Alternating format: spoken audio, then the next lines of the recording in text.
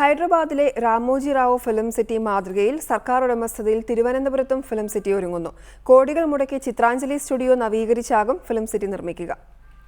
KPCCയുടെ നേതൃത്വത്തിൽ ചലച്ചിത്ര താരം GK പിള്ളയ്ക്കായി ഒരുക്കിയ നവതി അനുമോദന ചടങ്ങിലാണ് സിനിമാ പ്രേമി കൂടിയായ KPCC പ്രസിഡന്റ് VM സുധീരൻ തന്റെ ആഗ്രഹം മുന്നോട്ട് വെച്ചത്. മലയാള സിനിമയുടെ എല്ലാ ആവശ്യങ്ങളും നിറവേറ്റത്തക്ക രീതിയിലുള്ള ഒരു ഫിലിം സിറ്റി.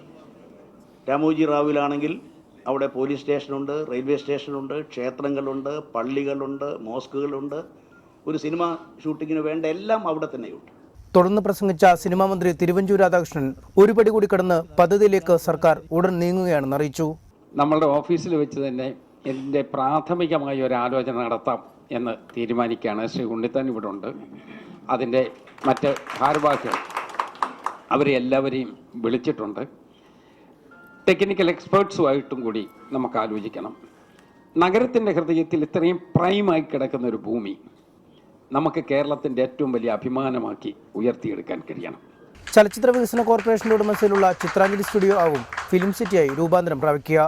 പദ്ധതി പൂർത്തിയാവുന്നതോടെ കൊച്ചിയിൽ കേന്ദ്രീകരിച്ചിരിക്കുന്ന മലയാള സിനിമാ ലോകം തലസ്ഥാനത്തേക്ക് എത്തുമെന്നാണ് അധികൃതരുടെ പ്രതീക്ഷ. റിപ്പോർട്ടർ, തിരുവനന്തപുരം.